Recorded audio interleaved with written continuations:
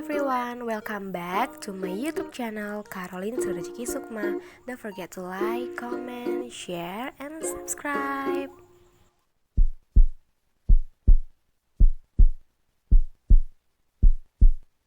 Baik teman-teman, pada kesempatan kali ini Caroline akan membahas tentang balance scorecard. Udah tahu belum tentang balance scorecard? Nah, buat yang belum tahu, kita lihat video berikutnya. Jadi, balance scorecard itu terdiri atas dua kata, di mana ada kata balance dan scorecard. Mari kita bahas satu-satu ya. Balance di sini artinya berimbang. Nah, jadi berarti artinya keseimbangan di antara 4 perspektif. Nah, perspektif itu apa-apa aja. Nah, yang pertama adalah keuangan, kedua adalah pelanggan, yang ketiga adalah proses bisnis internal, dan yang keempat pembelajaran dan pertumbuhan. Sementara kata kedua adalah scorecard. Apa itu scorecard? Scorecard adalah kartu yang digunakan untuk mencatat skor performance organisasi dan juga untuk merencanakan skor yang hendak diwujudkan di masa depan. Oke, next ada manajemen tradisional yang memandang keberhasilan organisasi hanya dari ukuran keuangan. Nah, kita bandingkan dengan balance scorecard. Balance scorecard memandang ukuran keberhasilan bukan hanya dari perspektif keuangan, melainkan harus seimbang antara keuangan dan non-keuangan. Oke, kita lihat ya. Balance scorecard ibarat instrumen dashboard dalam mobil, kokpit dalam pesawat, atau rapor sekolah yang selalu memberikan sinyal posisi keberadaan, kecepatan untuk mencapai tujuan, dan dengan kondisi warna merah, kuning, juga hijau. Oke, yang berikutnya adalah proses BAC dengan visi dan strategi.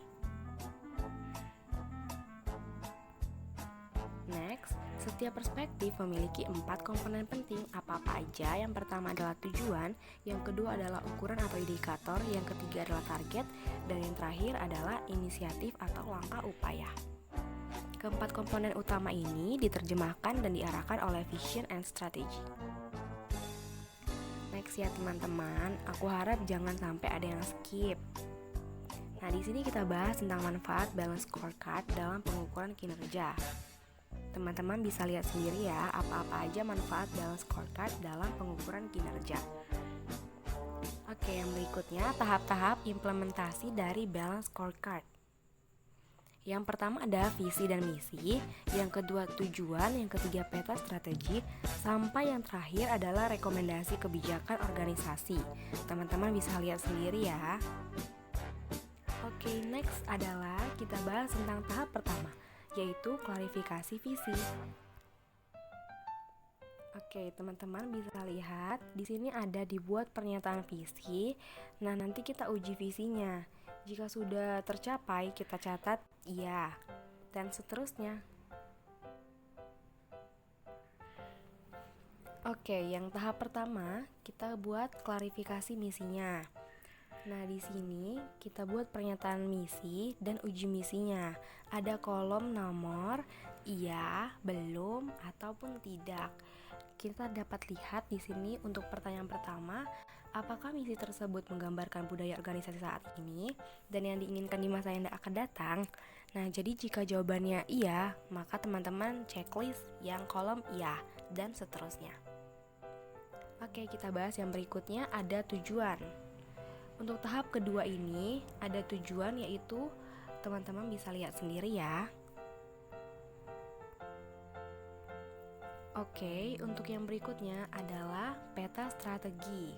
Pengertian dari peta strategi yaitu menggambarkan hubungan kausal antara tujuan sebagai suatu kesatuan.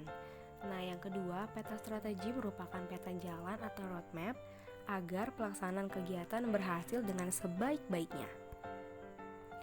Next ya teman-teman, jangan sampai ada yang bosan.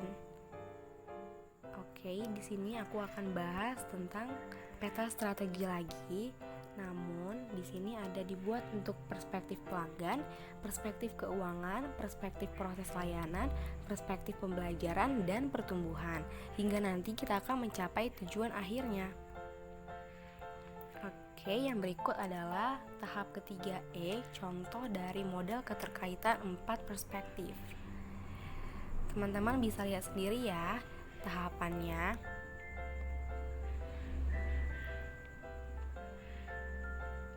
Oke, yang berikutnya mari kita bahas tentang bobotnya. Tahap keempat ada bobot. Nah, teman-teman bisa lihat kriteria penentuan bobot itu apa-apa aja. Dia ada tertera di layar dengan sangat jelas.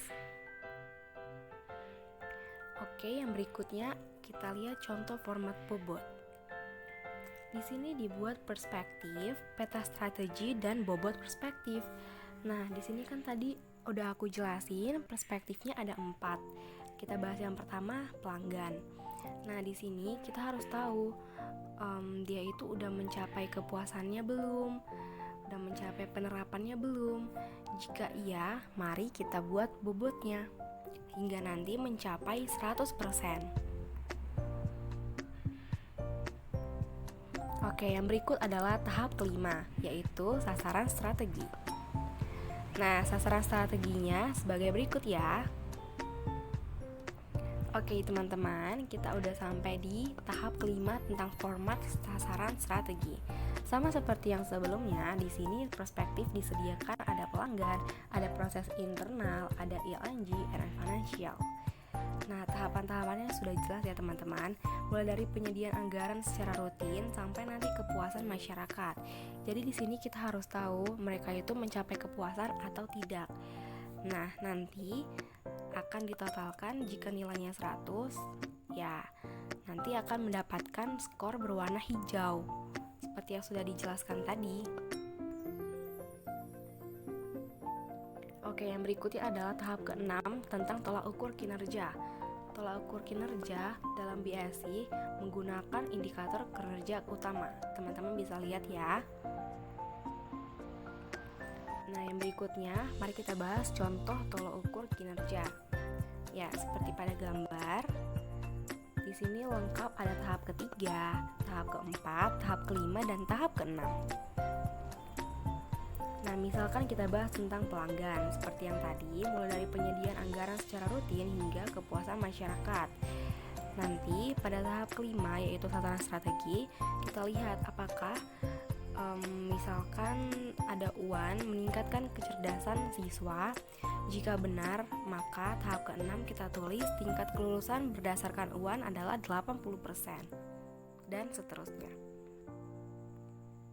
Oke, yang berikut adalah tahap ke-7, yaitu rencana tindak atau strategic initiatives.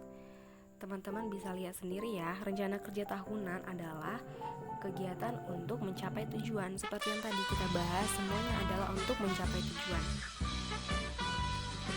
Yang berikutnya adalah format rencana tindak. Sama seperti tahap-tahap sebelumnya, kali ini tahap ke-7 tentang rencana tindak. Nanti setelah kira-kira tercapai pada tahap ke-6 atau indikator kinerja utamanya atau Key Performance Indicator, mari kita buat rencana tindaknya. Kita harus monitoring dan evaluasi. Oke, teman-teman, yang berikutnya jangan sampai ada yang bosan ya. Tahap ke-8 adalah target. Di sini, target merupakan tingkat pencapaian kinerja yang diharapkan secara kuantitatif. Terdapat 3 model target, yaitu ada model base, ada berdasarkan kondisi internal dan eksternal, juga ada fixed and flexible. Oke, kita lihat kriteria target, yaitu SMART. SMART itu adalah singkatan dari beberapa kata, yaitu S adalah stretch atau menantang, M adalah measurable atau dapat diukur, A adalah agreed atau disepakati, R adalah realistic atau realistis, T adalah time bound atau berbatas waktu. Oke, kita sudah sampai ke tahap 9, yaitu realisasinya. Nah, di sini kita harus merealisasikan. Setelah kita lakukan tadi tahap-tahap yang sebelumnya, sudah kita uji, kita lakukan monitoring. Nah, di sini kita lihat dulu apakah sudah terrealisasi sesuai dengan target kita. Nah, jika sudah, maka sudah selesai deh. Nah, di sini kita lihat skornya. Nanti pada tahap ke 10, kita lihat skornya. Nah, di sini kan dibuat skornya 93,50. Nah, maka seharusnya dia terletak pada zona hijau. Oke teman-teman, sekian ya pembahasan tentang balance scorecard dari aku. Semoga teman-teman dapat merasakan manfaatnya. Dan jangan lupa untuk di like, comment, share, dan subscribe. Mohon maaf ya teman-teman jika banyak penyampaian aku yang salah. Terima kasih. Oh iya, ada yang kepo nggak dengan ini?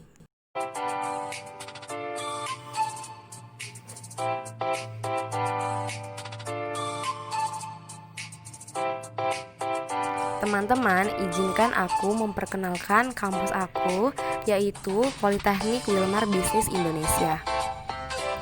Di mana kampus ini terletak di Jalan Kapten Batu Sihombing, Kecamatan Percut Setuan, Medan.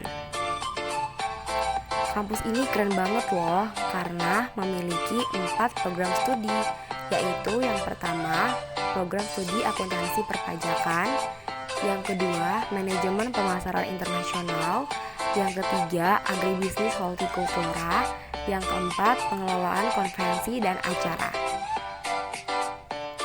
Aku akan menjelaskan sedikit tentang program studi akuntansi perpajakan, di mana program studi ini merupakan program studiku sendiri.